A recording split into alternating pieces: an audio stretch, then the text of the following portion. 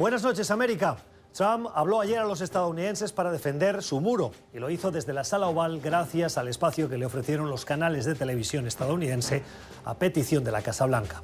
A diferencia de lo que puede pasar en algunos países latinoamericanos, los canales no tienen la obligación de conectarse con el discurso de un presidente. Lo hacen si quieren y normalmente el cálculo es por la audiencia que les genera.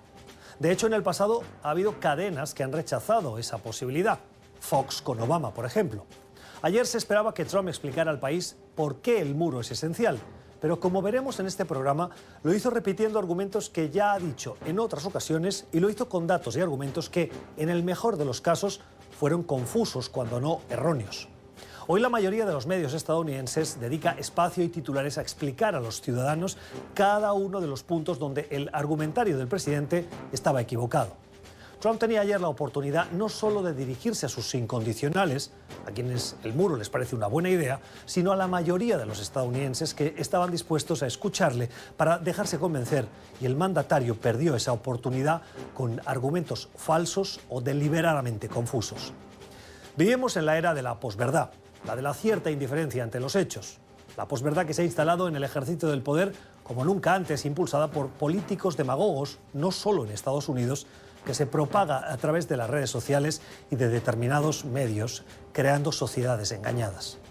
Trump volverá a solicitar espacio de prime time en el futuro, en los próximos meses, seguro. Pero el ejemplo de la noche de ayer debería llevar a los medios a reflexionar y preguntarse cuál es el objetivo de su existencia. Como recuerda cada día el Washington Post en su cabecera, la democracia muere en la oscuridad.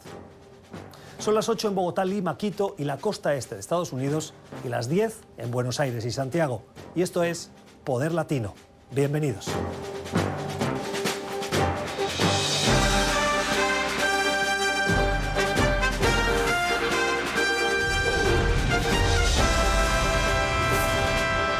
Poder Latino con Gustavo Alegret.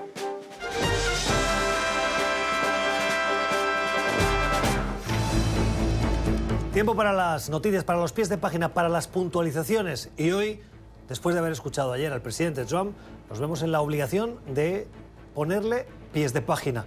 Hemos seleccionado algunas de las citas que el mandatario pronunció anoche para justificar, para argumentar el muro. Algunas que nos han llamado la atención y que queremos ponerles un poquito de contexto, por decirlo menos. La primera. Mis compatriotas estadounidenses, esta noche les estoy hablando porque hay una creciente crisis humanitaria y de seguridad en la frontera sur. Creciente crisis humanitaria y de seguridad. ¿Creciente? Miren los datos. Este es el número de detenciones entre puertos de entrada por años fiscales desde el año 2000. En el 2000 llegaron a más de 1,5 millones de detenciones, 1,6. En el 2018, 397.000. Vean cómo baja la cifra. Eso nos llama la atención. Cuando el presidente dice creciente, los datos no le ayudan. Cada día, los agentes de la patrulla fronteriza se encuentran con miles de inmigrantes indocumentados tratando de entrar a nuestro país. Miles de inmigrantes irregulares, dice el presidente, intentando entrar en Estados Unidos. Los últimos datos, ¿qué dicen? Que en el año 2018, el año pasado, el año fiscal, se detuvieron un promedio de 30.000 personas. En un mes, digamos, hay 30 días, serían 1.000 por día. Cuando decimos miles por día, sería mejor decir cientos por día. Estados Unidos orgullosamente recibe a millones de documentados, de inmigrantes que tienen los documentos en regla, pero todos los estadounidenses están lesionados por la inmigración ilegal descontrolada. Socava los recursos públicos y baja los salarios y los empleos. Entre los más golpeados son los afroestadounidenses y los hispanoestadounidenses. Hay un consenso entre los economistas cuando hablamos de la llegada de inmigración irregular a un país. Los que principalmente se ven afectados en ese país con la llegada de esta inmigración irregular son los trabajadores que no están muy educados ni muy preparados. Y esto, en el caso estadounidense, habla particularmente de la población afroamericana y de los inmigrantes legales que acaban de llegar en los últimos años o meses, y ahí hay una gran población de latinos. En ese sentido, el presidente podría tener razón. Pero cuando el presidente dice que la nación se ve afectada y que limita los recursos, miren estos datos. De acuerdo al Instituto Tributario y de Economía Política en Estados Unidos, los inmigrantes indocumentados pagan hoy alrededor de 20.000 millones de dólares en impuestos cada año. Recuerden que el muro, el presidente está pidiendo 5.000 millones de dólares y que la obra completa vale 18.000 millones de dólares. Solo en un año los inmigrantes irregulares en Estados Unidos aportan 20.000 millones de dólares.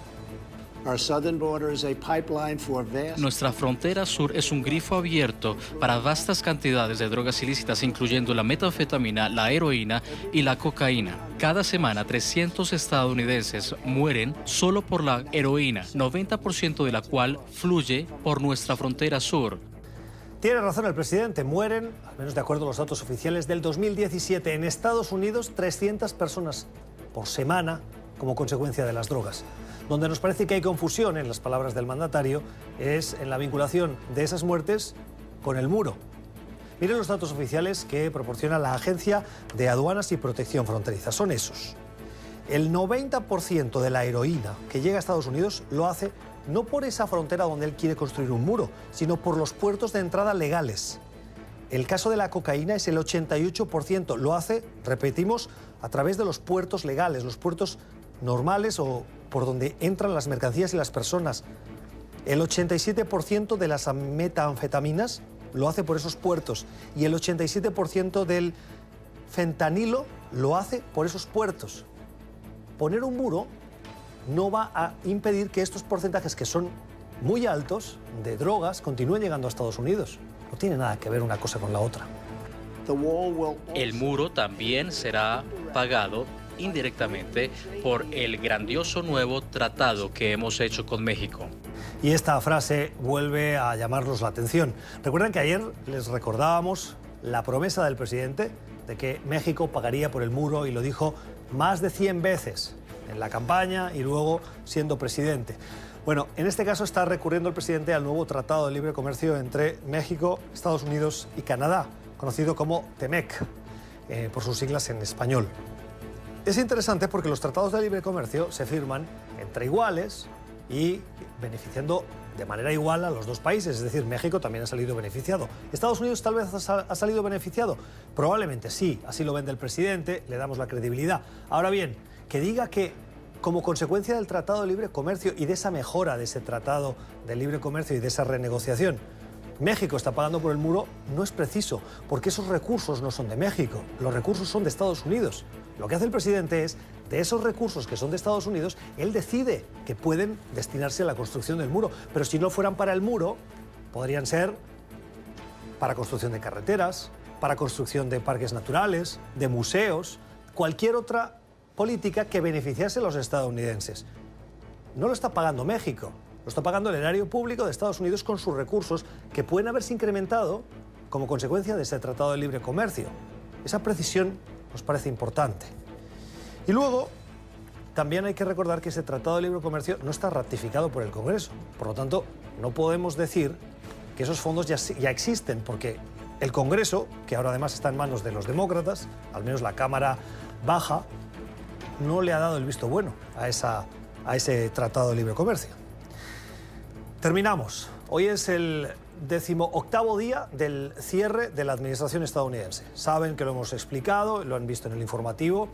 800.000 funcionarios se ven afectados, muchos de ellos están en sus casas sin cobrar. Una última encuesta que ha difundido Reuters y la empresa Ipsos, que hace análisis y encuestas públicas, ha preguntado a los estadounidenses quién es el responsable de este cierre de la administración. Y a Donald Trump no le va muy bien. Miren los datos.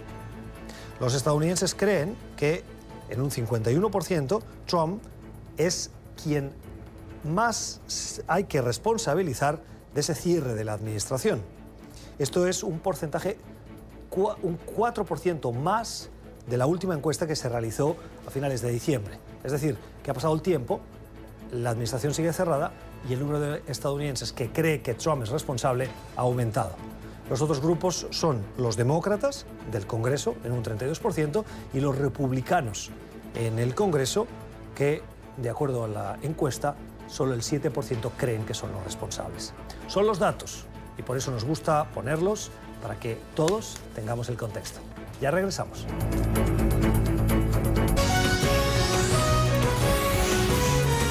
Continuamos con Poder Latino.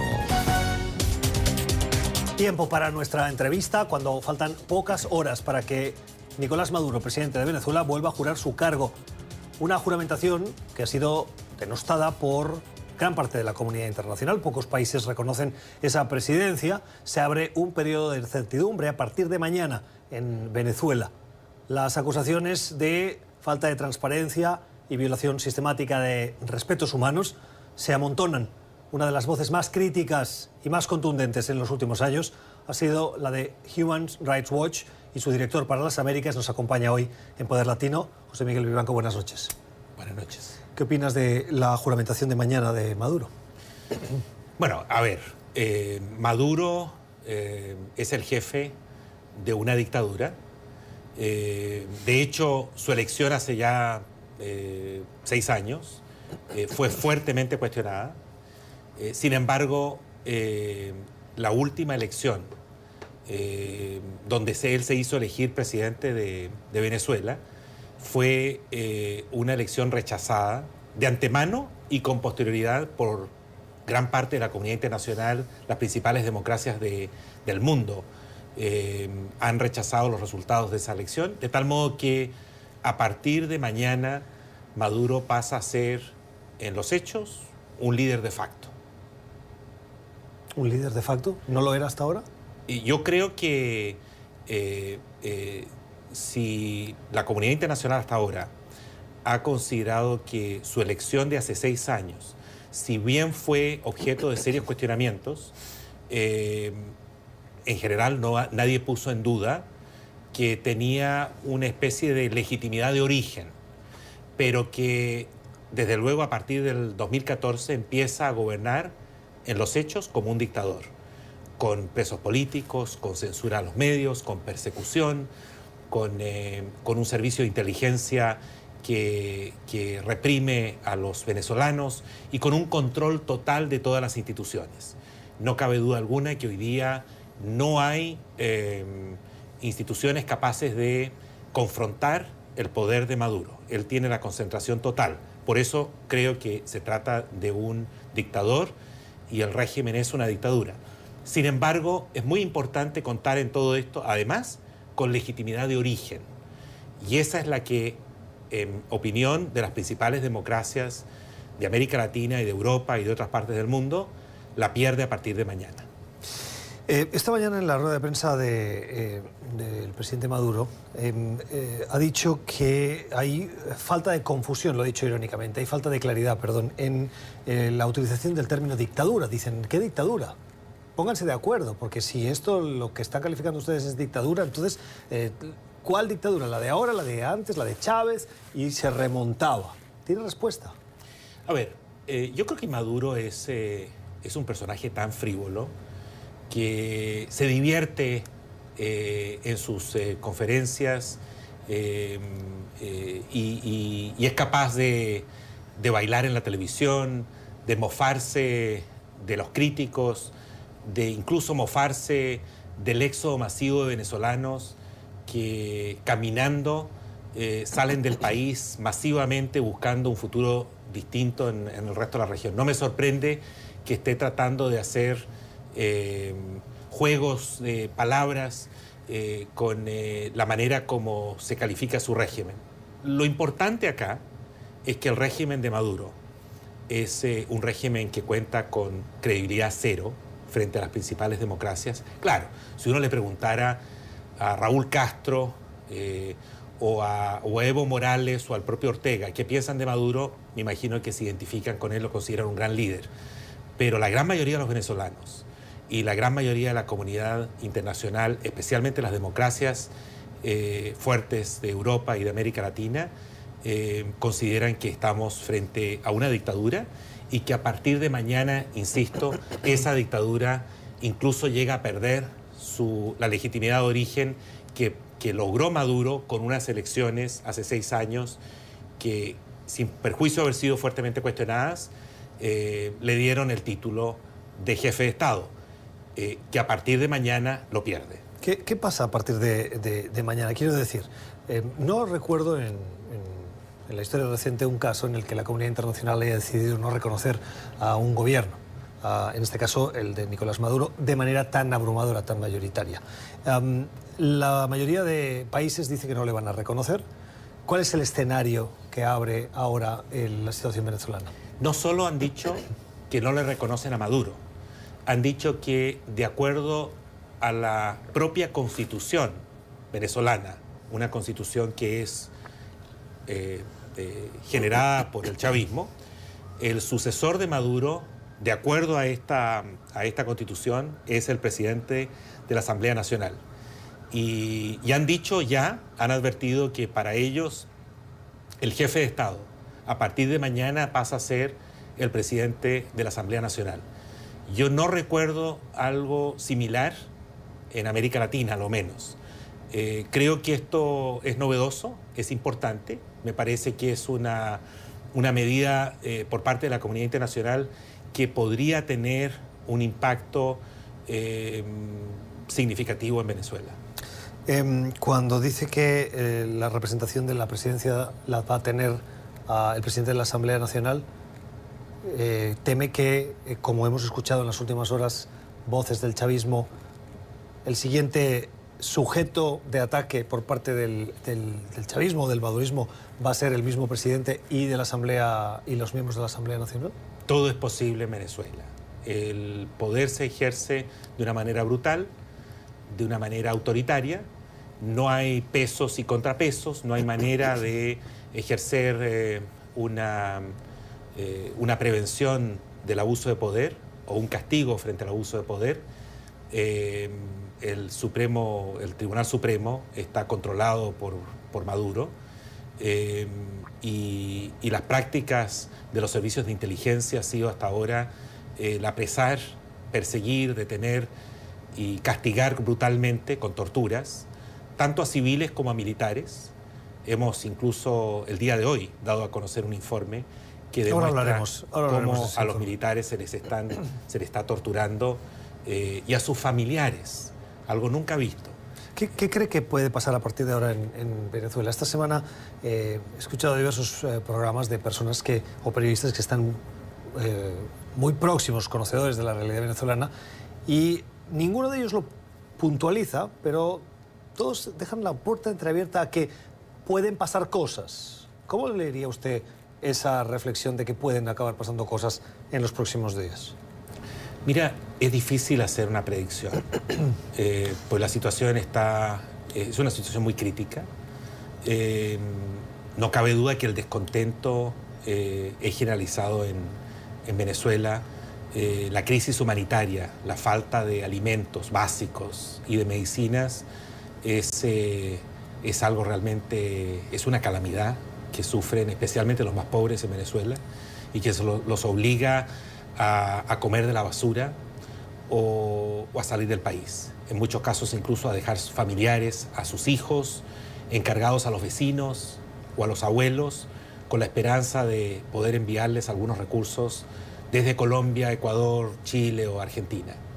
Es difícil hacer una predicción y yo prefiero simplemente ajustarme a los hechos, a lo que nosotros hemos podido documentar y evitar hacer comentarios que son esencialmente especulativos. Hay dos áreas en las que quiero comentar antes de terminar esta entrevista. Una, enseguida hablamos del informe que han presentado hoy, pero quiero preguntarle por el Grupo de Lima. Hoy el presidente Maduro ha calificado ese grupo como el Cártel de Lima, un grupo de países que son 14, la mayoría de todos de América Latina, en el que se han posicionado en contra de reconocer esa presidencia a partir de mañana. Uno de ellos se ha bajado y ha dicho que no hay que meterse en los asuntos internos de Venezuela. Es México. ¿Qué opina? A ver, el Grupo de Lima está conformado por las principales democracias de América Latina, más Canadá. Y México sigue haciendo parte del Grupo de Lima. Lo que ocurre es que en la última reunión se abstuvo de suscribir una declaración yo diría bastante fuerte y justa por lo demás, firmada por todo el resto de los miembros del Grupo de Lima, en el que desconocen a Maduro a partir del 10 de enero, como el jefe de Estado de Venezuela. Me parece lamentable la posición de México hoy día bajo el gobierno de Andrés Manuel López Obrador. Invoca el principio de no injerencia y autodeterminación de los pueblos, lo cual nos retrotrae a épocas de principio del siglo XX, es decir, antes, yo diría hasta de la Segunda Guerra Mundial, cuando se genera el consenso que en materia de derechos humanos estamos hablando de valores universales que no reconocen fronteras. Él se está escudando en unos principios arcaicos, superados, que nos obligan como comunidad internacional a todos los estados que creen en la causa de los derechos humanos a pronunciarse con claridad cuando estos derechos están siendo violados. Y creo que además comete un grave error el gobierno de AMLO, porque habla de la autodeterminación cuando es precisamente lo que no han logrado los propios venezolanos. Precisamente de eso se trata, que no han podido autodeterminarse democráticamente con credibilidad y, digamos, con observación internacional. Terminamos, pero le pregunto por el informe que ustedes han presentado hoy. Se titula Venezuela, tortura de acusados de conspiración, detención y abuso de militares y sus familiares. Ustedes han documentado una lista de abusos a militares y familiares directos de esos militares. ¿Cuál es el detalle, el alcance de esas torturas? Estas son torturas muy graves, brutales, proporcionadas fundamentalmente por inteligencia militar contra soldados, suboficiales y oficiales, a los que se les acusa de conspiración. En muchos casos, cuando no logran dar con el paradero del militar, capturan a sus familiares y los torturan. Las torturas incluyen asfixias, incluyen choques eléctricos o golpizas brutales. En este informe nosotros documentamos junto a Foro Penal, una distinguida y muy importante organización venezolana, 32 casos de militares y civiles que han sido objeto de estas torturas. Es algo realmente de la mayor gravedad y que se vincula con un patrón de abusos, con una práctica sistemática de abusos en esta materia, en materia de torturas, que ha cometido el gobierno de Maduro. Ustedes en sus informes, y tengo que terminar por lo que le he pedido una respuesta muy breve, tienen fuentes sobre el terreno que protegen, sí, para evitar represalias, y de ahí ustedes documentan con esa información recibida de fuentes confiables estos informes que luego hacen públicos a nivel internacional. ¿Cuál es, de acuerdo a esas fuentes, el ambiente en las Fuerzas Armadas venezolanas? Es indudable que el descontento crece. Nuestras fuentes para elaborar este informe son abogados que han podido representar a estas víctimas y que les han acompañado ante tribunales militares y que han podido además cerciorarse personalmente de estas atrocidades cometidas contra estos militares y familiares de militares. Hemos podido hablar con algunos de ellos, pero las fuentes son absolutamente serias, creíbles, que nos permiten concluir que se trata efectivamente de una práctica aprobada y que cuenta con el aval de los militares de alto nivel, de alto rango, de alta jerarquía y del propio gobierno de Maduro. La denuncia de José Miguel Vivanco, director para las Américas de la organización Human Rights Watch. Gracias por haber estado con nosotros. Al contrario, un placer. Y por descubrirnos los detalles lamentables de este informe que han hecho públicos precisamente hoy y que viene a explicarlo a Poder Latino. Muchas gracias. ¿Y usted qué opina? @Poder Latino NTN. Nos gusta leerles. Hacemos una pausa y regresamos con nuestro debate. Continuamos con Poder Latino. Tiempo para el debate en nuestro Poder Latino de hoy con las voces divergentes desde puntos de vista distintos, conservadores, liberales, republicanos y demócratas. Hoy nos van a acompañar Artur Estupiñán, que es analista político republicano, él es ex jefe del gabinete de la congresista Iliana Ros-Lehtiner en el Congreso y es politólogo de formación. Señor Estopiñán, gracias por estar con nosotros, bienvenido. Mucho gusto. Gracias por estar en Poder Latino. Y con Abel Núñez, es analista político liberal, director ejecutivo de la organización Carecen, es activista. Señor Núñez, buenas noches. Gracias por estar aquí. Les voy a pedir una primera opinión sobre lo que vieron ayer, el discurso del presidente Trump desde la Sala Oval de la Casa Blanca. Lo hemos comentado en el periodo de las noticias, poniéndole un poco los datos a las afirmaciones del presidente, para ser más precisos. Pero ¿qué opinión se llevan, señor Núñez? Bueno, yo creo que se esperaba, ¿verdad? Se ve de que el presidente quiere su muro y yo creo que debe llevar de que él está acostumbrado a poner su nombre en todas las cosas que él construye.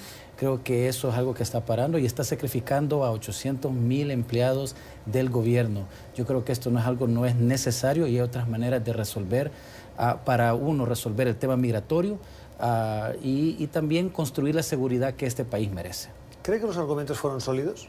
No, absolutamente no. Él tenía desdichadamente hechos equivocados, como él siempre lo viene haciendo en su cuenta de Twitter. Cuando él habla, en realidad se vio de que él se preparó, ¿verdad? Estaba leyendo lo que él dice, porque cuando él habla de su propio pensamiento, él tiene otro estilo, se vio algo forzado. Pero yo creo que lo importante fue, y el peligro, lo que estamos esperando es de que él iba a llamar a una emergencia nacional, que no lo hizo, ¿verdad? Porque sabe de que eso hubiera llevado a otro nivel este pleito que tienen ahorita el Congreso. Pues yo creo que el presidente Trump hizo un trabajo fabuloso. Se vio un líder, un presidente de los Estados Unidos, el líder del mundo. Y la realidad es que nosotros en nuestras casas, por lo menos yo tengo seguridad, tengo alarma, hay un murito, etcétera. Y los Estados Unidos no puede ser un país que está abierto y decirle a todo el mundo, vengan, buenos, malos, feos, bonitos, etcétera. Eso no es aceptable.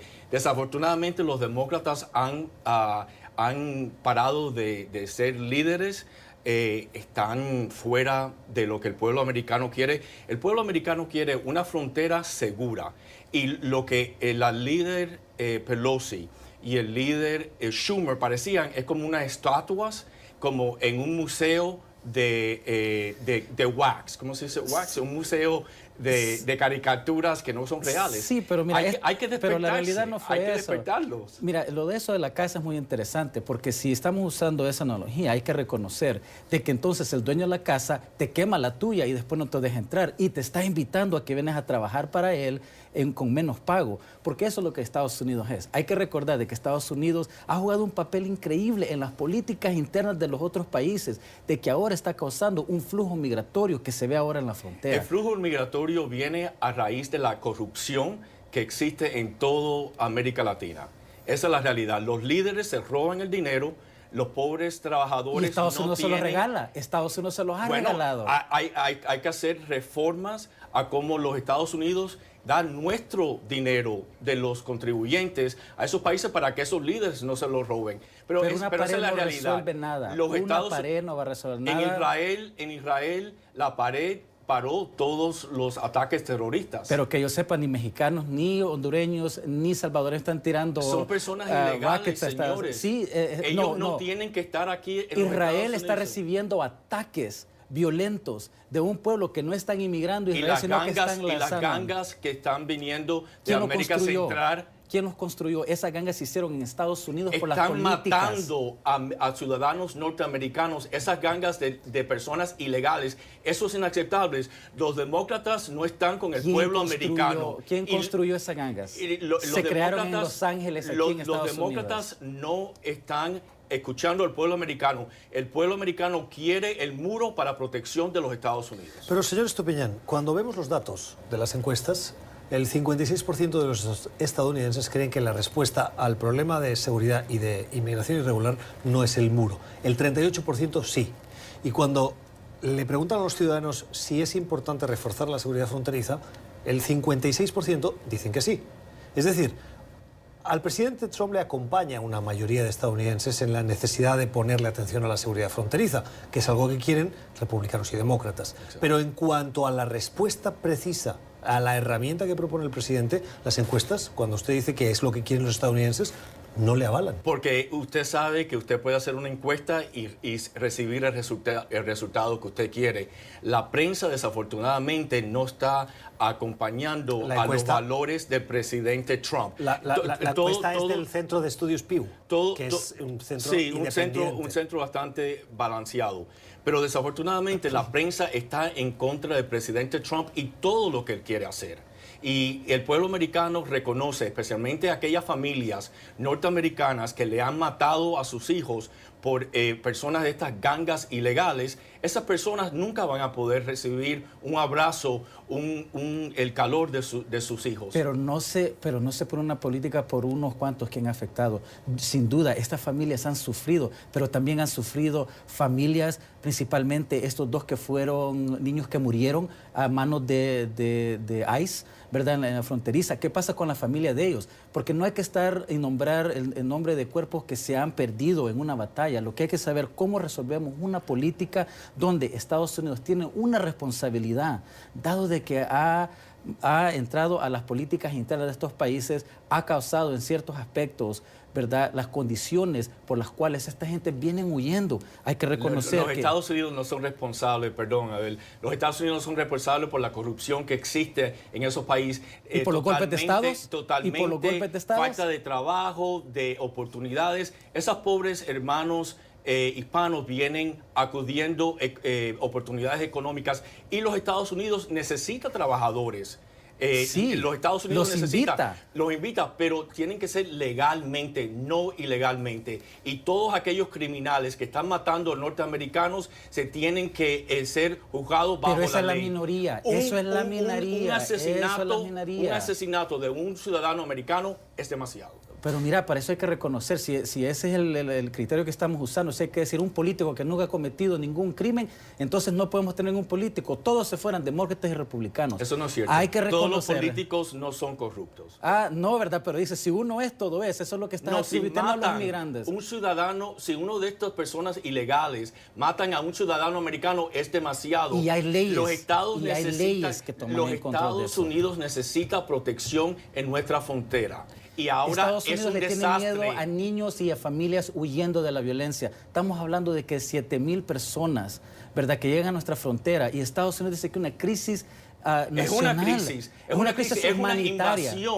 Es una invasión de personas, mujeres y niños. De personas ilegales. Estados Unidos es el país más poderoso del mundo. Nosotros necesitamos saber quién está cruzando nuestras fronteras. Usted va a abrir su casa. Usted va a abrir su casa para que todo el mundo entre. No, ¿verdad? Si yo fuera el dueño que quemara las casas de arresto, sí. Tampoco. Necesitamos seguridad y el presidente Trump está dando el liderazgo. Nadie está negando la seguridad. Lo que estamos diciendo es de que este país juega un papel en quemar las casas. No tienen ningún líder. Los demócratas no, ¿por qué los demócratas no quieren negociar? No quieren un muro, unas steams de acero o cualquier otro tipo de seguridad.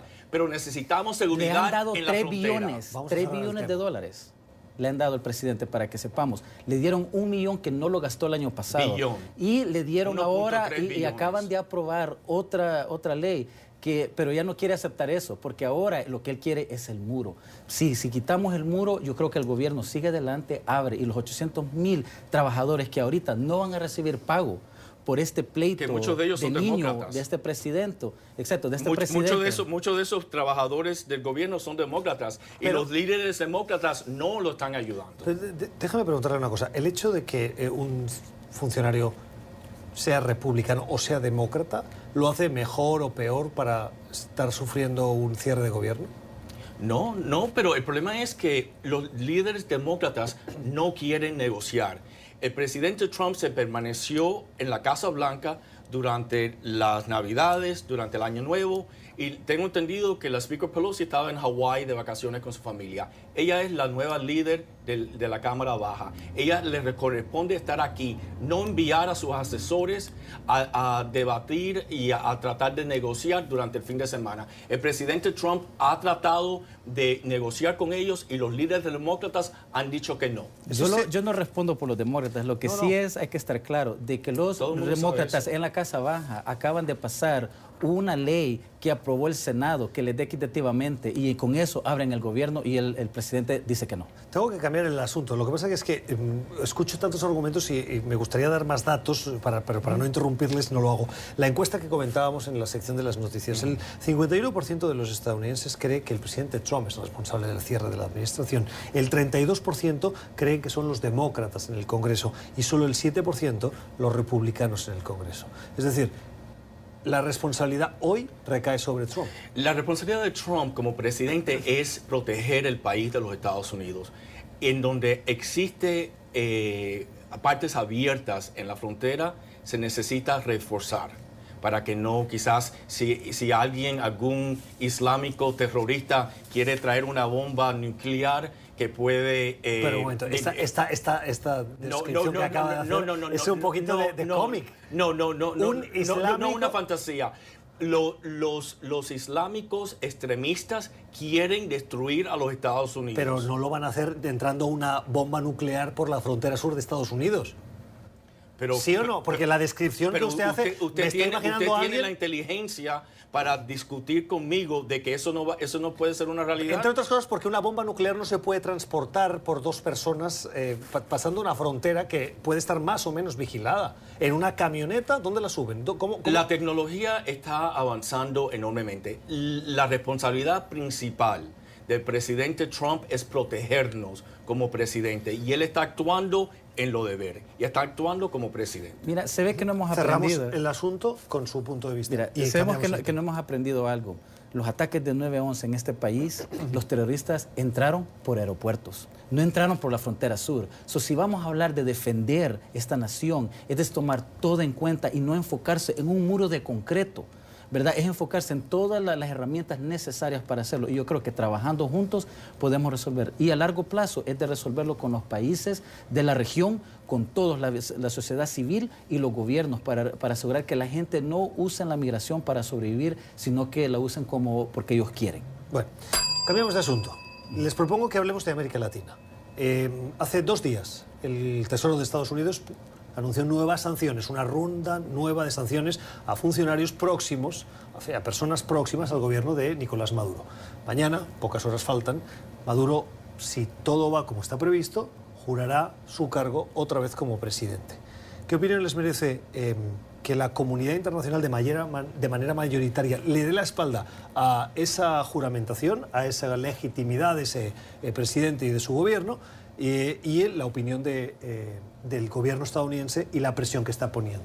Bueno, mira, se ve de que ahorita hay un ambiente donde muchos gobiernos, particularmente de Latinoamérica, se están haciendo autoritarios. Lo hemos visto en Brasil, estamos viendo en Venezuela, en Nicaragua, en Guatemala y Honduras. Yo creo que, de nuevo, este país juega un rol de liderazgo a nivel mundial, donde debe de reforzar y asegurar y ponerle presión a estos gobiernos para asegurar que esto no pase. Venezuela es un caso muy problemático, donde tenemos más de 10% de su población que ha tenido que salir forzadamente. Los países de Sudamérica han tomado bastante de esos venezolanos que han salido, pero nosotros aquí en Estados Unidos lo estamos viendo. Por lo tanto, este país debe de trabajar con los países de la región, asegurar a poner presión para que las personas puedan vivir dignamente en Venezuela. Antes de darle la palabra a nuestro segundo invitado, usted pone en el mismo saco, me llama la atención y le pido si puede elaborar un poquito más, a Jair Bolsonaro y a Nicolás Maduro.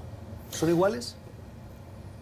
Yo creo que si su misma población no puede vivir en el país dignamente, yo creo que deben de tomarse medidas, particularmente el liderazgo que tiene Estados Unidos, y trabajar con la región, con los órganos internacionales, para asegurar de que lo que quiere el pueblo, que es vivir dignamente en su país, se llegue a pasar. Señor Estupiñán.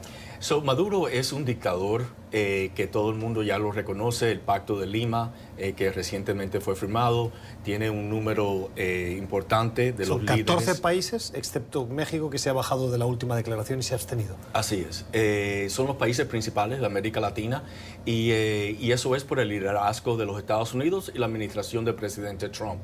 La realidad es que en el pasado los Estados Unidos ha olvidado América Latina y todo el potencial que tiene América Latina. Ambas administraciones, la administración del presidente Obama como las otras administraciones republicanas. La realidad es que los Estados Unidos, bajo el liderazgo del consejero de Seguridad Nacional John Bolton, el secretario Pompeo y todos los otros funcionarios del Departamento de Estado, están haciendo todo lo posible para traer a conciencia lo que Maduro está realizando en Venezuela en contra de los derechos humanos y libertad de ese país. Mira, en ese punto creo que es probablemente que con Arthur estamos un poco de acuerdo, excepto en esto, que yo siento que esta presidencia de Trump en este momento está causando más un caos. ¿Por qué? Porque vemos la experiencia que tiene... ¿Caos dónde? ¿Venezuela? En todo lado, a nivel mundial. Porque la política que dice Trump es muy diferente de todas sus personas que están bajo de él. Se ve el ejemplo de Bolton, que dice, sacamos a las tropas de Siria, y Bolton le va a decir a los aliados, no es tanto así. Se ve de que hay un descuerdo, y para mí es un mal entendimiento de un presidente que no tenía experiencia a nivel internacional, que cae muy corto en conocer la trayectoria que ha tenido Estados Unidos, el papel que sigue, porque solo es América primero, pero lo que en realidad está diciendo el mundo que se vaya al infierno. Y totalmente estoy en desacuerdo con Abel. El liderazgo del presidente Trump, pudimos derrotar a ISIS en Irak en 6 meses, porque el presidente Trump dejó que los generales en los diferentes países fueran los que tomaran la determinación. El presidente Obama dictaba las estrategias de guerra en la Casa Blanca. Eso es inaceptable. El presidente Trump ha tenido le ha cansado la mano a Israel y a todos nuestros amigos, y yo creo que existe mucha más seguridad y respeto a los Estados Unidos bajo esta nueva administración. Cuando ve que John Bolton dice, matiza al presidente, cuando ve que Mike Pompeo tiene que matizar al presidente, ¿qué piensa? El presidente Trump no es un presidente tradicional. Él es un hombre de negocio que ha mejorado la economía de los Estados Unidos. Estamos creciendo, ha crecido muchísimos empleos a la comunidad afroamericana, a los latinos. Todo el mundo prácticamente que quiere un trabajo por el presidente Trump tiene un trabajo en esta actualidad. Él no es un presidente tradicional, por eso tiene a John Bolton, tiene a Pompeo, a Kim Breyer, que es la nueva subasistente para el hemisferio occidental, del Departamento de Estado, etc. Él tiene un equipo muy sólido que lo está asesorando. ¿Algún comentario breve? Sí, breve, simplemente decir que sí, es un presidente muy diferente, que ahorita está bajo investigación, que es posiblemente que tiene muchos otros problemas, y hay que reconocer de que este país ha bajado a nivel mundial. Bueno, puntos claros de nuestros invitados, de Arthur Estopiñán y de Abel Núñez, que nos han acompañado en este debate. Gracias por habernos acompañado. Esto de darles la mano no es habitual al final de los programas, pero bueno, bienvenidos. ¿Y usted qué opina? @PoderLatino NTN. Ya regresamos.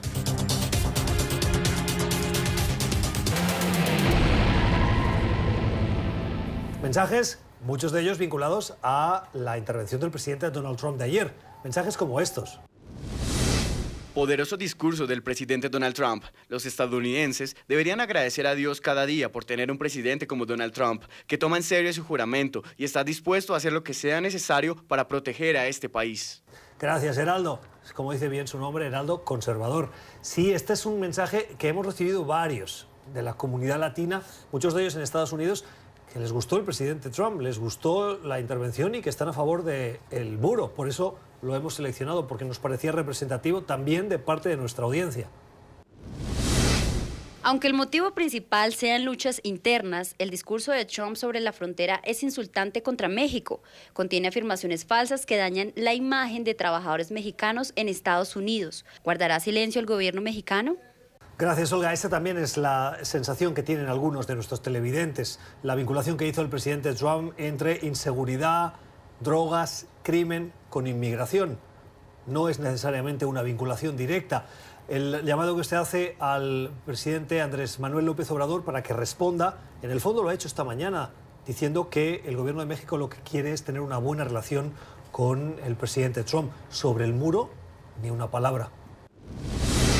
Estados Unidos necesita más el muro de lo que necesita un gobierno que trabaja inútilmente. Despídanlos a todos. El mensaje de Patrick haciendo ese llamado a decir que el gobierno, si no es útil, que los echen a todos, un poquito radical, porque 800.000 personas son 800.000 familias que se quedan sin trabajo. Ahora mismo ya no están cobrando, pero quedarse sin trabajo, ¿no le parece un poco duro? Terminamos la mirada a las redes sociales que nos gusta llevar al final de nuestro Poder Latino.